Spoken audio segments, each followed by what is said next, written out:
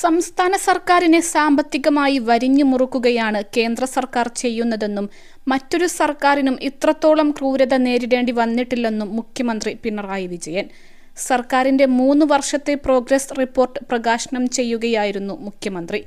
ഒന്നാം പിണറായി സർക്കാരിന് പ്രകൃതി ദുരന്തങ്ങളെയാണ് നേരിടേണ്ടി വന്നതെങ്കിൽ രണ്ടാം സർക്കാരിന് മറ്റ് പല പ്രതിസന്ധികളുമാണ് നേരിടേണ്ടി വന്നതെന്നും മുഖ്യമന്ത്രി പറഞ്ഞു. പ്രളയം വന്നതുകൊണ്ടാണ് സർക്കാർ അധികാരത്തിൽ വന്നതെന്നും ഇനി പ്രളയം ഉണ്ടാകില്ലെന്ന് ഓർക്കണമെന്നും ഒരു പുരോഹിതൻ പറഞ്ഞതായി മാധ്യമങ്ങളിൽ കണ്ടു.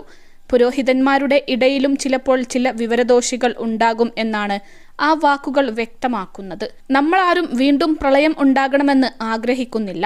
നാടാകെ ഒറ്റക്കെട്ടായി നിന്നാണ് അതിനെ അതിജീവിച്ചത്. ജാതിഭേദവും മതദ്വേഷവുമില്ലാതെ സോദരത്വേന വാഴുന്ന നാടാണ് കേരളം. അത്തരമൊരു നാടിനു മാത്രമേ ഒത്തൊരുമിച്ച് മുന്നേറാൻ കഴിയൂ. 2021 ശേഷം 3 വർഷം നാടിനെ ശരിയായ നിലക്ക് മുന്നോട്ട് നയിക്കാനാണ് സംസ്ഥാന സർക്കാർ തയ്യാറായിട്ടുള്ളത്. അതിൽ എന്തൊക്കെ തടസ്സങ്ങൾ സൃഷ്ടിക്കാൻ കഴിയുമെന്നാണ് ചിലർ നോക്കുന്നത്. മറ്റൊരു സംസ്ഥാനത്തിനും ഇത്രമാത്രം ക്രൂരമായി അത് അനുഭവിക്കേണ്ടി വന്നിട്ടുണ്ടാകില്ല. അതുകൊണ്ടാണ് രാജ്യത്തെ അത്യുന്നത കോടതിയെ സമീപിക്കേണ്ടി വന്നത്. +2 ഡിഗ്രി കഴിഞ്ഞവർക്ക് വേൾഡ്സ് ഫസ്റ്റ് AR/VR ക്ലാസ് റൂമിലൂടെ സ്മാർട്ട് ഫോൺ എഞ്ചിനീയർ ആവാം. കൂടുതൽ അറിയാൻ വിളിക്കൂ ബ്രിഡ്കോ ആൻഡ് ബ്രിഡ്കോ. കേരളത്തിന് അർഹതപ്പെട്ടത് കൊടുക്കേണ്ടേ എന്ന് സുപ്രീം കോടതി വരെ ചോദിച്ചു. അതോടെയാണ് തരില്ല എന്ന സമീപനം തിരുത്താൻ കഴിഞ്ഞത്.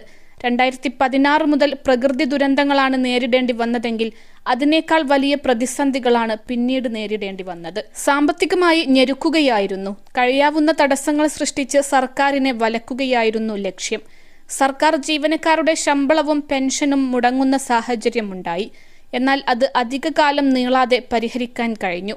തിരഞ്ഞെടുപ്പ് ഘട്ടത്തിൽ ഒട്ടേറെ വാഗ്ദാനങ്ങൾ മുന്നണികൾ ജനങ്ങൾക്ക് നൽകാറുണ്ട്. പിന്നീട് അത് എത്ര കണ്ട് നടപ്പാക്കിയെന്ന് പരിശോധിക്കപ്പെടാറില്ല. ഇതിനാണ് 2016 സർക്കാർ മാറ്റം വരുത്തിയത്. ജനങ്ങളുടെ മുന്നിൽ അവതരിപ്പിച്ച വാഗ്ദാനങ്ങൾ എത്ര കണ്ട് നടപ്പാക്കിയെന്ന് അറിയാനുള്ള ജനങ്ങളുടെ അവകാശമാണ് പ്രോഗ്രസ് റിപ്പോർട്ടിലൂടെ സ്ഥാപിക്കപ്പെട്ടത്. ഇതുവരെ കൃത്യമായ റിപ്പോർട്ട് അവതരിപ്പിക്കപ്പെട്ടു. സർക്കാരിന്റെ പ്രവർത്തനം വിലയിരുത്താനുള്ള അവസരമാണ് ജനങ്ങൾക്ക് കിട്ടുന്നത്.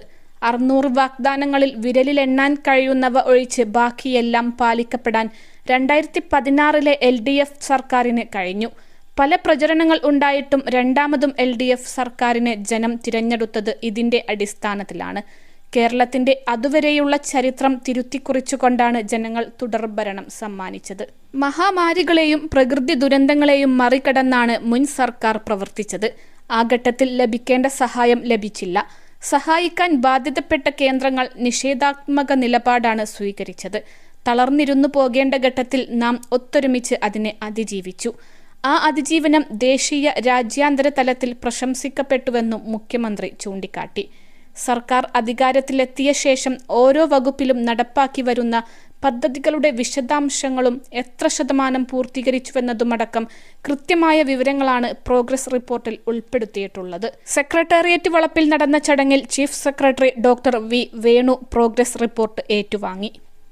അൽസലാമ ഐ ഹോസ്പിറ്റൽ 21 ലക്ഷത്തോളം സന്തുഷ്ടരായ ഉപഭോക്താക്കളും 2 ലക്ഷത്തോളം തിമിര ശസ്ത്രക്രിയകളും പൂർത്തിയാക്കിയ മലബാറിലെ ഏക കണ്ണാശുപത്രി. ലോകോത്തര നിലവാരമുള്ള ചികിത്സാ സംവിധാനങ്ങൾ, എല്ലാ നേത്രരോഗ ചികിത്സാ സൗകര്യങ്ങളും വിദഗ്ധരായ ഡോക്ടർമാരുടെ മേൽനോട്ടത്തിൽ.